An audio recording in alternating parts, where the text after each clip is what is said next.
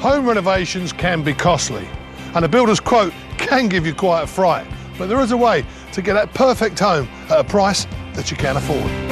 Whether it's creating a sunroom from a run-down garage, perfect, driving a hard bargain to get the best deals. Is there any chance for a little bit extra? I think there could be. That's brilliant. Or creating a self-contained granny annex from scratch. 1, 2, 3. I'm on a mission to save Britain's homeowners thousands of pounds on their builds. The bottom line is, if you want to save money, then you've got to fix it yourself.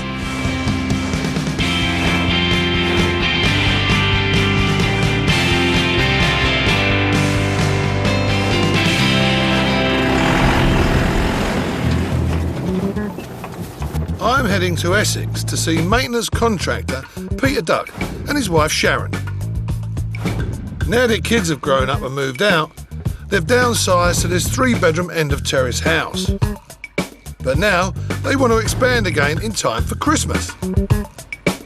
I don't miss the old house that much, but I do miss our family room. And it was just a room where everybody wanted to be all together. We would all eat together, drink, any celebration that was going, and we need to get that back. What we are building out there is a big extension onto the side. It's 11 metres long by 5 metres wide. We would like, and hopefully we will have it running by December. I think as a partnership we work really well. In general, I'd say I'm the spark and you're the engine. That's a good way of putting it, yeah. I think that sums us up. Yeah. A strong and effective partnership is a good start when it comes to fixing it yourself. But before I can help the Ducks, I need to find out more. Good morning. Good morning, how are Nice to you? meet you. Good morning, Tommy. How are you? Nice to meet you. So I've come to have a look at your project. Want to come through? Have a look? You sure? No problem. Yeah, it's fine. So, well, obviously this is where the side extension's going. It's coming out 5.5 metres past here, 1.5 metres that way. The side wall's completely coming down, and it's just going to be one big family room. How many people you got in your family then? I mean, that's twice the size of your house, isn't We've it? got a big A family. lot. And that's all going to be one room, Yes. effectively. Yeah, Yes. kitchen, It's going to diner. be huge. Kitchen, diner, pub room. Pub. Family Pub room. Yeah. So you want to have an in-house rubber-dub, as we say. That's it. In our old house, we had a pub bar in the garden. It started off as a bit of fun, and then any celebration was always at the Dog and Duck, which is what we called it. The Ducks will be almost doubling the footprint of their property with their in-house pub. But as it turns out, filling such a large space won't be a problem. Well, I have to say, guys, I'm already beginning to feel right at home here. You've got to think country pub, Tommy. Is this going to all fit in the new extension? Yeah, and I'm looking to get a little bit more to go with it. Right, so it's a bit sort of country style in a way, isn't it? But you're going to have quite a contemporary modern building. Yeah, I want it cosy and countrified, but I don't want it dark and dingy. We need to sit down and have a look at the drawings now and work out how this is going to fit. Because we can do the carcass of the building, which is fairly straightforward, but an important element of any design is to make the space work efficiently. Sharon and Peter want a lot from their build. A 55 square metre extension with a pitched roof and a skylight, housing a kitchen diner, a utility room, a loo, and of course, the pub. Let's hope they've got the budget to achieve what they want. Well, I have to say, this is a big, big project. And the space you're going to create is phenomenal. I mean, it's huge. It's sort of, I don't know, half the house or 2/3 of the house again. Yeah. So that brings me to money. I mean, have you had a price on this? We've had a quote of £40,000. 40 grand. Well, to be quite honest, that's probably on the mark. We haven't got 40 grand, we've got 20 grand. What, to do the whole thing? You've got £20,000 to do the whole thing? Yeah, from top to bottom, finish, £20,000.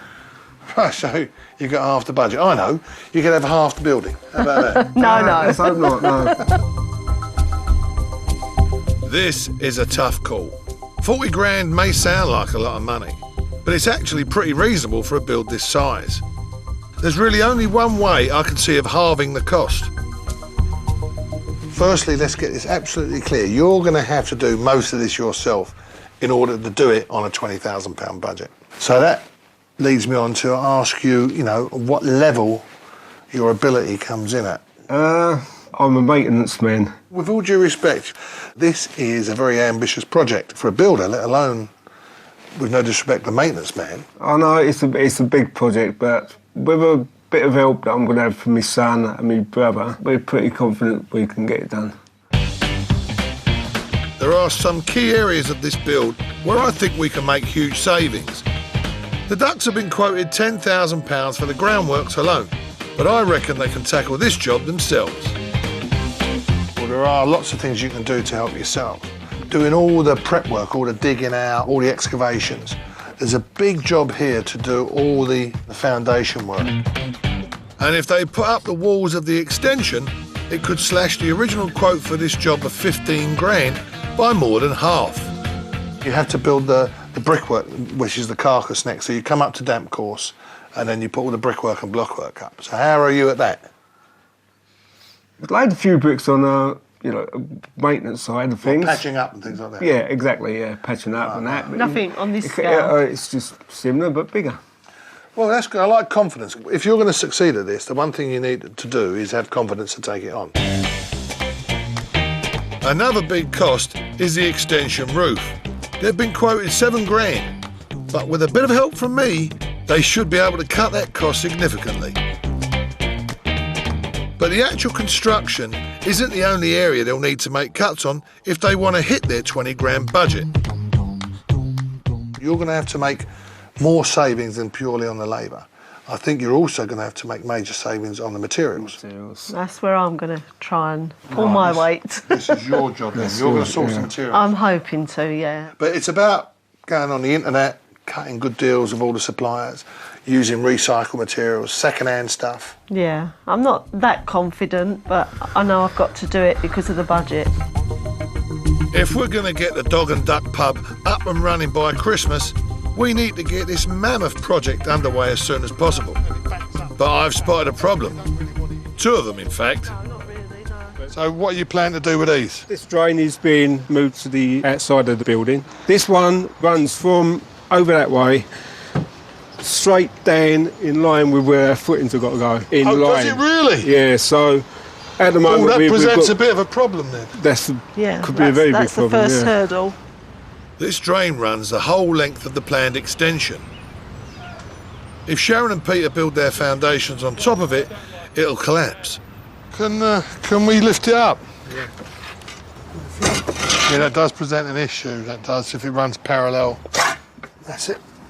At the very least, a collapse will result in an expensive repair job. For now, we'll have to work on plan B. If this build's going to get off the ground, I need to come up with a solution. It's very easy to throw money at something and still end up with a problem. So we just have to be logical and straightforward. If there's a problem in the way, a drain line, then move it. So it's no longer in the way. And then it's not under pressure from the foundations. And it's far easier to do that and keep the manhole internal. With the drainage problem sorted, we can crack on with the foundations. And that requires some careful measuring. This is one of the most crucial elements of any build, which is what we call the setting out. And if you don't get it right, the repercussions are too horrible to even think of. We've got a wall that runs through, the boundary wall. If we take a measurement off of that, there's no guarantee that that boundary wall is square to the house. It looks fairly square, but it's only got to be a little bit out, and then the problem compounds itself as it multiplies forward. Once the foundations are marked out, we can finally get digging. The Ducks have persuaded an old mate to bring along his mini digger. Now, we are ready to roll. But who's going to do the driving? This is David. David's going to do the digging out of the footings for us. That's probably why he's sitting in the driver's seat. That's good, yeah. Good clue. This is their first big saving, as a bit of kit like this would normally cost about 350 quid a week to hire. what we call good Essex clay. Oh, it's really difficult to dig. Now the build's up and running, I reckon I can leave them to it. I'll see you soon. Yeah, and if you have any problems, just give me a bell. Yeah, OK, thanks all right? a lot. And I promise I won't answer it. I'll see you later, guys. Thank you very much. Cheers. It's been a good day, but there's a lot to get done in just 4 months. Before I come back, the foundations need to be finished, the concrete base of the extension in place, and the materials for the walls sourced and on site. I'm feeling good. I want to get on with it. Yeah. Once I start a project, I want to see the end, and a bit of help from Tommy, we'll do a good job. Coming up, the skips can't keep up with the pace of the build. Yeah, it's no good. But the next one's supposed to be here, ready to go, but it's not. And the pressure's on for Sharon. I feel really nervous about asking for good deals and getting a good deal, because if I can't get the materials for the right price, it basically means the build won't be completed this year.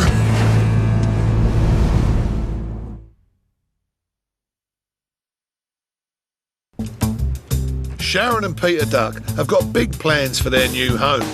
They're almost doubling the footprint of the house with a large side extension. But it ain't like any home extension I've come across before. So you want to have an in-house rubber-dub, as we say? That's it. The problem is, their budget for the Dog and Duck pub is just half what they've been quoted by a builder. We have this budget of 20,000, and that is really pushing us to our limits. And if lack of money and size of the build ain't enough, an old storm drain almost put paid to the pub before it got off the ground. If there's a problem in the way, a drain line, then move it, so it's no longer in the way. Sorting out the drains was a huge weight off Peter's mind, and he's now attacking the foundations with the help of a free labour force made up of friends and family. You're all right lifting that? Yeah. I was up at 5:30. I come out here, done a bit of levelling up, but we actually started at 8 o'clock. Yeah, got to consider the neighbours, haven't you? Peter doesn't ever sleep in late. If there's something on his mind that he wants to get done, he has to get it done. Even digging manually, Peter and his team are working so fast that just 2 hours after starting, the first skip's full. And project manager Sharon is struggling to keep up. The skip's not arrived, so we're at a halt at the moment. It's holding the whole dig up. So time is money. Oh, hello. I spoke to you earlier about having a skip delivered this morning. Have you got an estimated time that that's going to arrive, the first one? It's no good. But the next one's supposed to be here, ready to go, but it's not. so we've got to have a cup of tea instead. Mum's slacking already, yeah. It's on its way right now. With the new skip on site, Peter and his team can pick up the pace again. Once we start digging, don't want to leave it too exposed too long before we get the concrete in. Because you get bad weather, you've got a chance of it all caving back in, collapsing.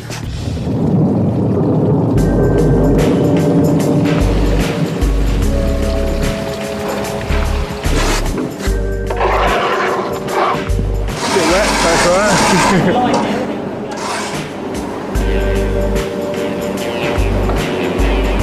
So let's get going, yeah? No slacking, boys. Or girls. Despite the weather, the skips keep filling relentlessly. Done well.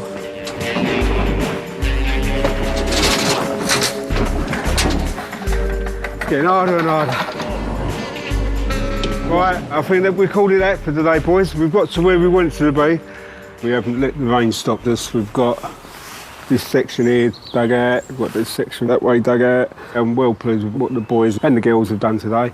We've got a schedule to do and we ain't going to let nothing stop us, hopefully. Well, no, we want it up and running by Christmas because all our friends and family are relying on us, so we've got to get there. 5 days later, and the foundations are in. But a visit from the building inspector has cost them money.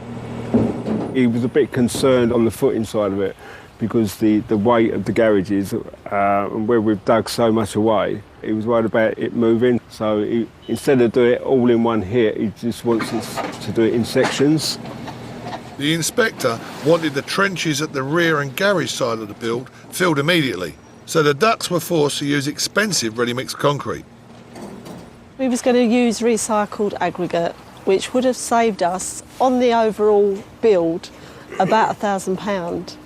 But now it's going to cost us at least £1,000.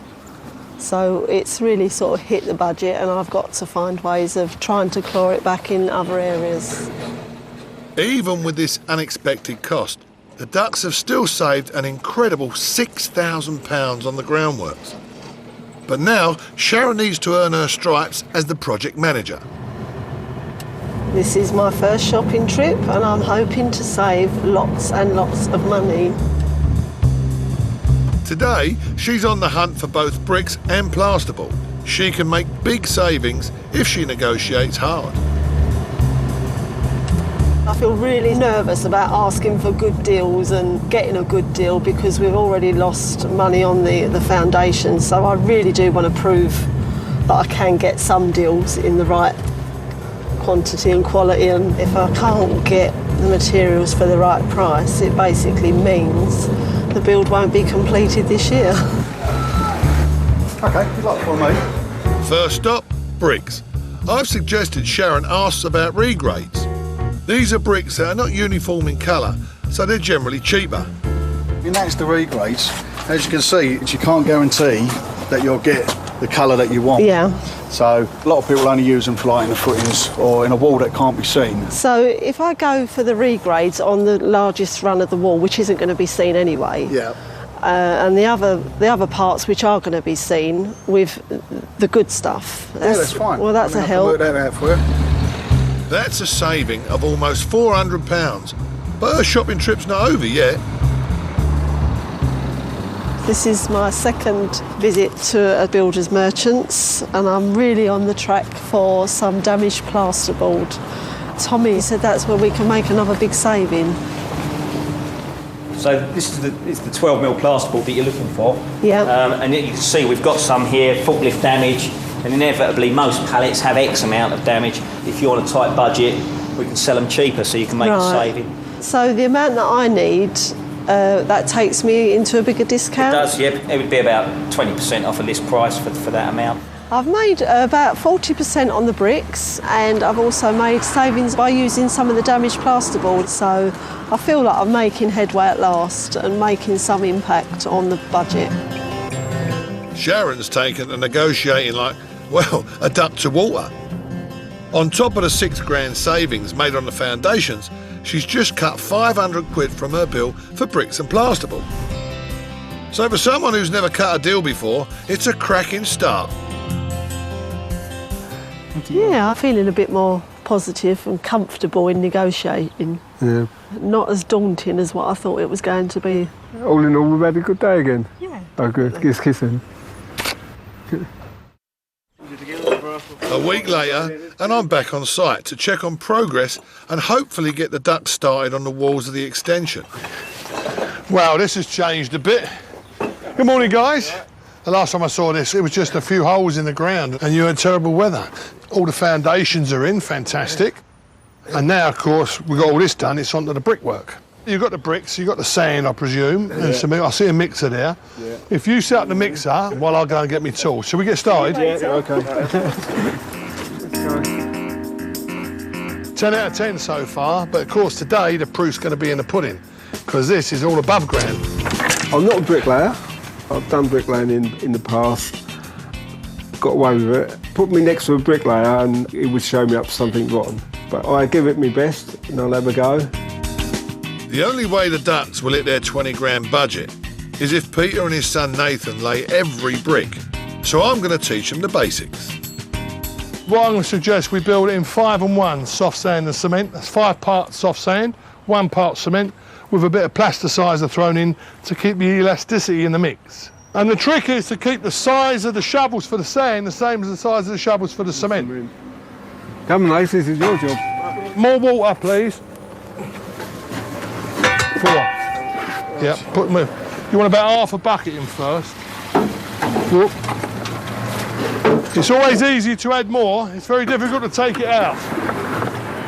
The boys have hired in a concrete mixer at a cost of around a tenner a day. So it's not long before we've got the perfect mix of muck and are ready to lay the first brick.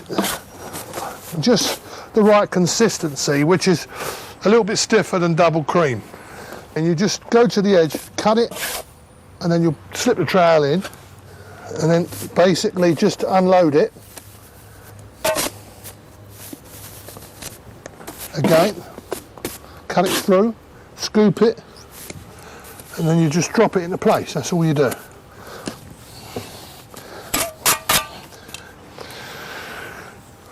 So we just put the first one in to that guide. And then when it comes to buttering it up, I hold the brick up like that, my trowel. Bit on there, bit on there.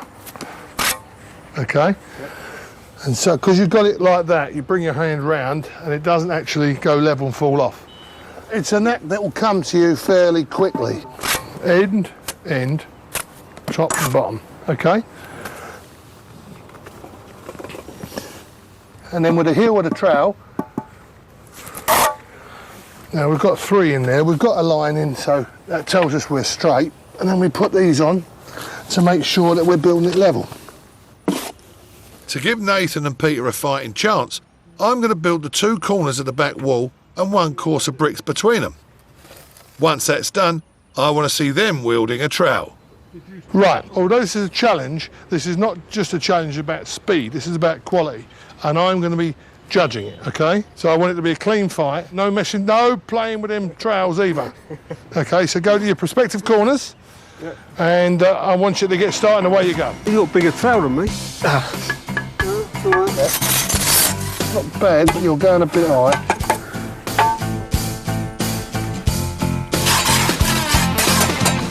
Peter, that muck might be getting a bit dry. Same with you, son. I should have done this years ago.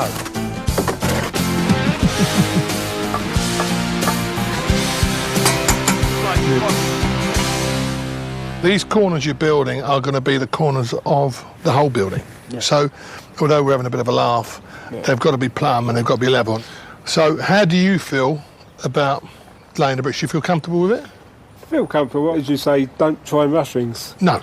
Just take your time. Check and give it a go. I think I'm confident enough now that you'll be able to crack on. All right. Good luck. Get on. Cheers. It's nice to have somebody come along and help us set out the brickwork. If it's out of square, then you're in trouble. So it's nice to have someone to come along with you and just to double check everything. Still to come, Sharon comes into her own, nailing down a bargain on timber. Is there any chance for a little bit extra in the deal? I think there could be. That's brilliant. I'll shake your hand on that. Thank you. And Peter comes unstuck over his roofing structure. That's going to be a bit of a problem.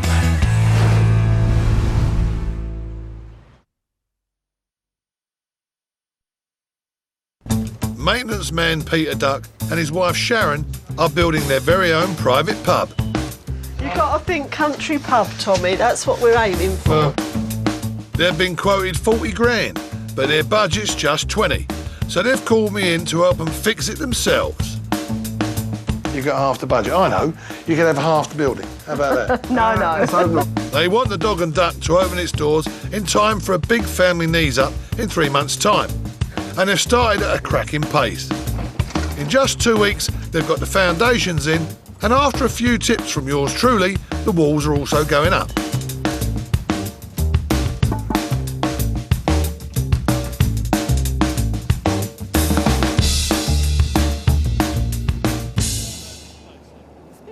Today, me and Sharon are off shopping for roofing timber and insulation, and I'm hoping I can add a bit of weight to the negotiations.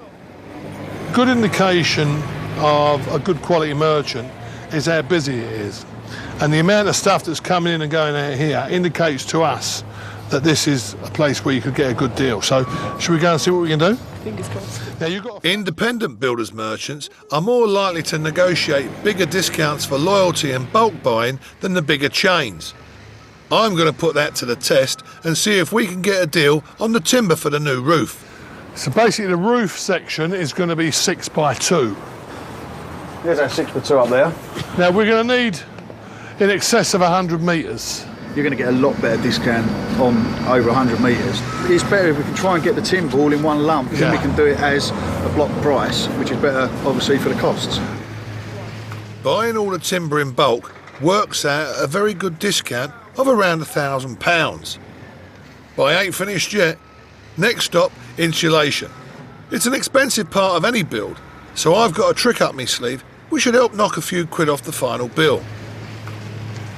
Oh, is this our stuff, isn't it? Yep. Now, see, Sharon, the thing about this is it's a good quality product, but it's not one of the big name brands. So you're getting brand new, good quality, blown polyurethane insulation, but not as dear as the major brands. Oh, I like that. Well, that's what we're here for, saving money. It looks like we're on course to get some good discounts. But as any tradesman knows, a deal's not a deal until you've shaken on it. Right now, Colin, let's cut to the chase. We've had a nice meandering walk round your yard and we've seen lots of lovely materials. Yep. But are we on for a deal? I think we are, yeah. And I've got one question. Oh! If we're going to buy everything from you, is there any chance for a little bit extra in the deal? I think there could be. That's brilliant. I'll shake your hand on that. Thank you. Sharon's turning out to be a really good apprentice. Negotiating hard on all the timber for the roof and going for non-branded insulation has netted a whopping 1,400 quid saving. A pretty good day's work. Over the next 5 weeks, Peter's sheer determination keeps the build on track.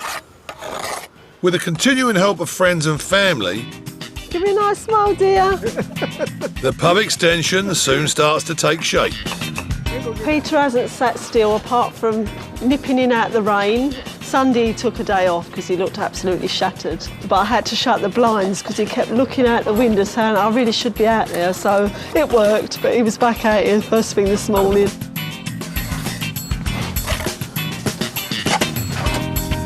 The outer walls have gone up, the inner blockwork's in place, and the cavity's packed with insulation. And once the brick and blockwork's finished, the roof steels go in. Dog and Duck is up and running almost. But the Duck's Christmas deadline is just 2 months away, so I'm going back to help them with one of the last structural jobs, the roof. I'm back in Basildon and Peter and Nathan have proved more than capable when it comes to blockwork and brickwork. But if they want to get their project watertight before the weather really comes in, then they're going to have to turn their hand to a bit of the old chippy work. A builder quoted a whopping £7,000 for the pub's roof structure. So Peter and Sharon will make a huge saving by doing this job themselves. Wow, this has changed, hasn't it? This is the stage we're at the moment. All right, son, good to see you. Look at the size of it now. Big, isn't it? Oh, you can have a good party here. Yeah. So what do you think of that work so far? Without looking too closely. Don't look too closely. No, it looks perfect. I mean, it's really good. You've got the platforming ready for the roof, which is great. I think what we need to do today is cut this roof in. Yeah. I think what we'll do here is we'll put some 6x2 rafters up there and then we'll mark them in situ. Then we'll cut one and we'll use that as a pattern. The key is to get the pattern right, you know, so we've got to take our time with the first one, mark it off, cut it, test it, and make sure it fits perfectly. The first step in making a master template is to lay a rafter in position across the 3 roof beams. So I'm going to squeeze it up a little bit to give me a little bit more room, like that. All right. Yep. To have enough support, the rafter must fit snugly over each beam. So we need to carefully mark it up for cutting. Throw us that timber block, Peter. The easiest way to do this is to use a piece of beam exactly the same size as the one the rafter will be sitting on. If I just put it on here, use that then as a guide. So that'll be our bird's mouth there. And once it's marked up, the cuts can be made. And the master rafter should then become the template for all the others. We get this one dead right and all the others should follow accordingly.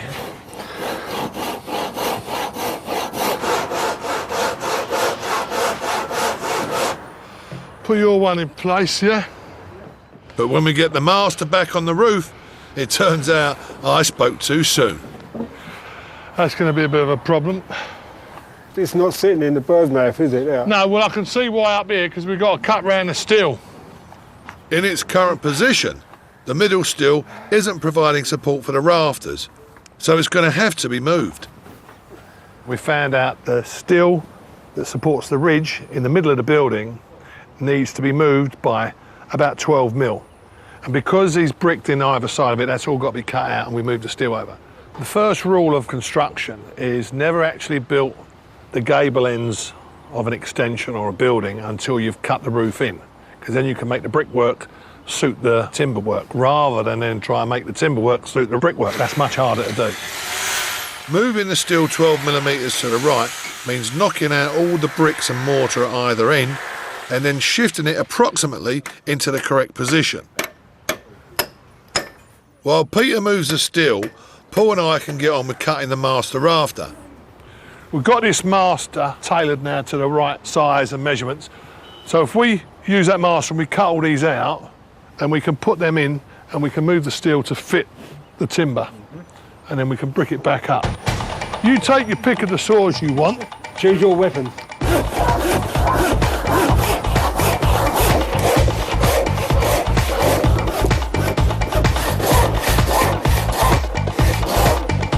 After Peter's adjustments to the steel beam, the master template goes up okay on the front side of the roof.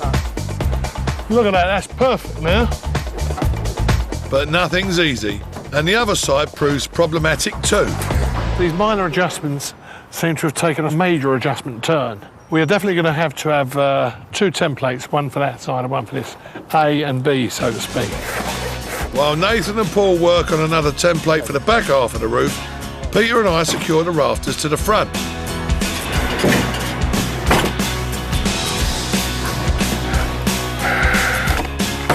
Remember that old adage? Always measure twice and cut once. So I'm going to teach Peter that one. 6 feet. Well, that's perfect. It's sitting lovely now. Let me just check the height here. Lovely. So this is perfect now. So this pattern will set you out for the rest of them right across. And on that note, I'm going to say goodbye. See you later, Tommy. Looking good. Well, that was a bit tough, wasn't it? I know I said they'd done really well with the brickwork and blockwork, and although he said the steels were in the right place, well, they weren't, and we had to make a few fine adjustments. But we got there in the end. The front's all done, and we've made the pattern for the back, so they should be able to crack on there and finish in no time. In typical Peter style, he burns the midnight oil until the last rafter's in place.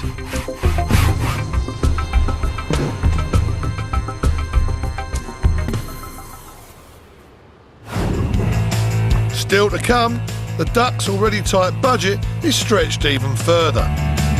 Peter's income's shrunk considerably, so if there's nothing coming in, there's nothing to top it up with.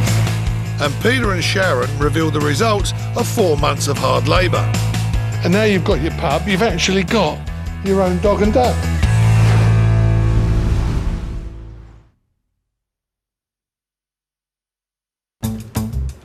Maintenance man Peter Duck and his wife Sharon are well on their way to building their very own private pub to entertain friends and family. It's going to be huge. How many people you got in your family then? A quote of 40 grand and a budget of just half that means they've had no option but to fix it themselves. Over the past 4 months, they've grafted day and night, labouring and sourcing bargain materials to get the pub built in time for a self-imposed deadline. We want it up and running by Christmas because all our friends and family are relying on us, so we've got to get there.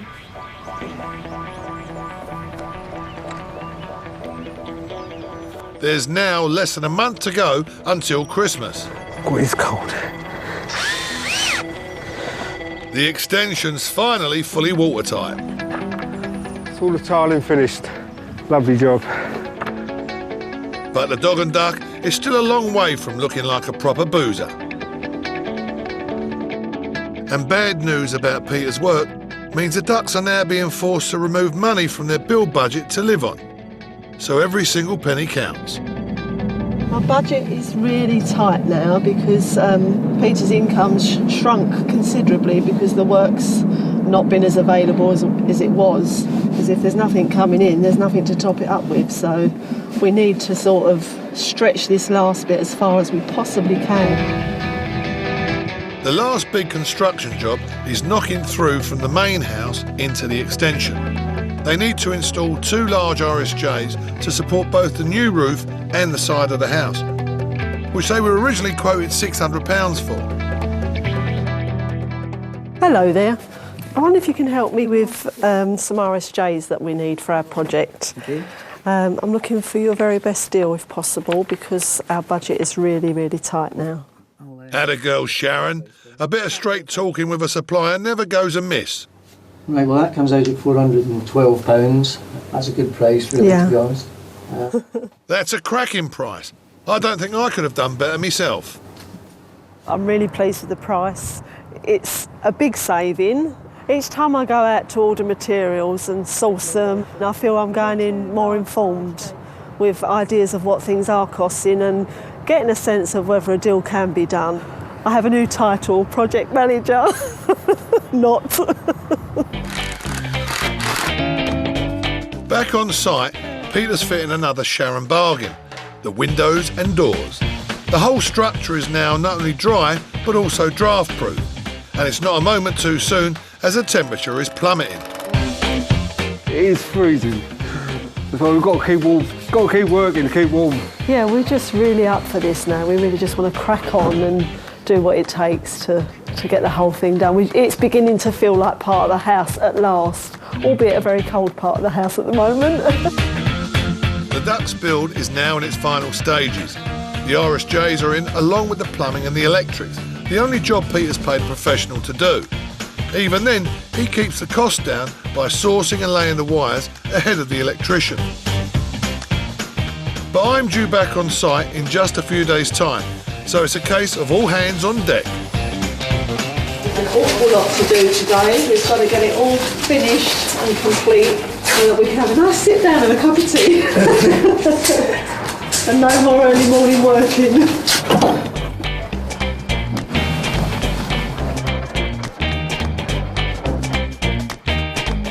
I hope Tommy will say, you know, we've pulled it off, we've achieved what we set out to achieve. I'm back in Basildon to see Peter and Sharon, and as you can see, the weather has dramatically changed. When I was here last, the build was about 50% complete, so it will be really nice to see it finished. And of course, most importantly, to know whether the Dog and Duck is open for business.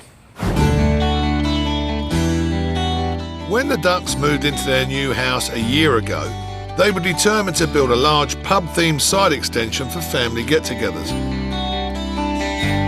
4 months of hard graft later, I'm hoping they've managed to achieve their dream. Hello, Tommy. How are you? Fine, thank you, yes. Come in. And welcome to the Dog and Duck. How about that? Fantastic.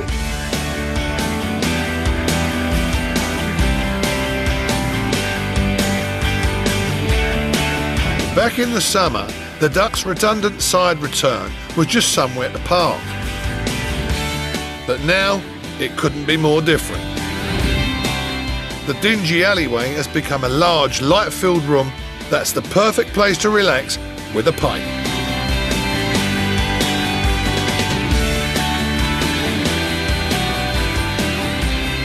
Look how much space is created. Now you put a great big stool in here and open this right up. Lots of light.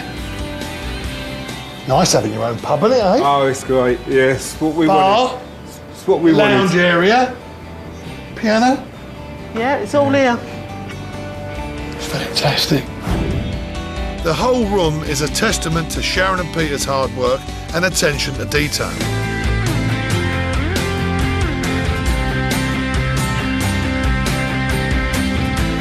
What about the fireplace? What, did you build that yourself? Yeah, I did, yeah. So that's all your own work? It is.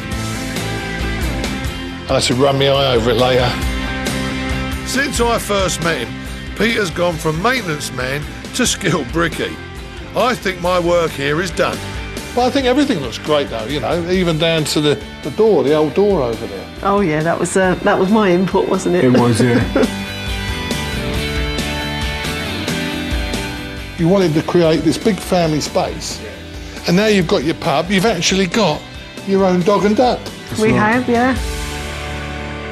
Right, so the original quote for this was £40,000, and you originally had £20,000, no more, not a penny more.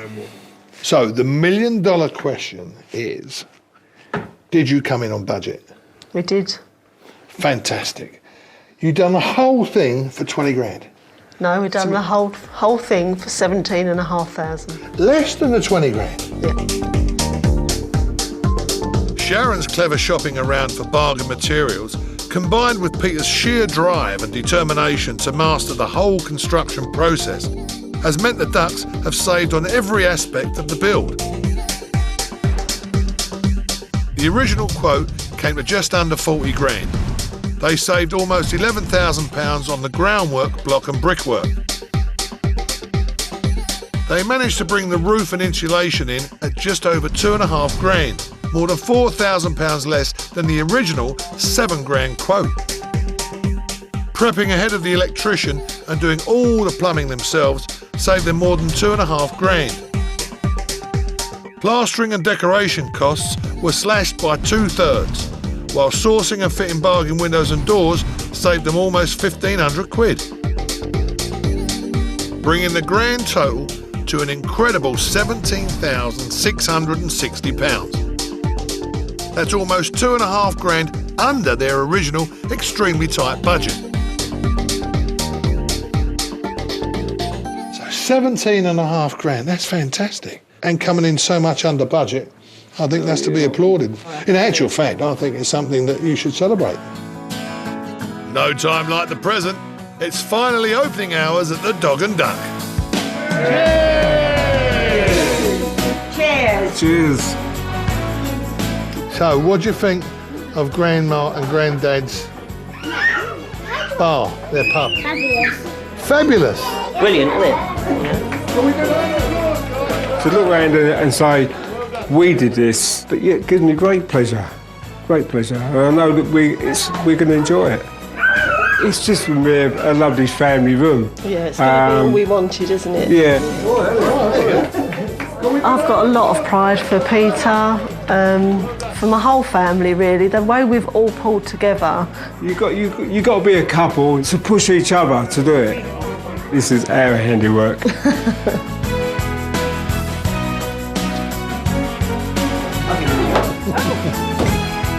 They're having a great time in there. I have to admit, when I first came here, I thought this project, on that budget, was probably unachievable. But don't forget, Peter done all the work himself. The only professional help he had was when it came to doing the electrics. And I think that is why he brought it on budget.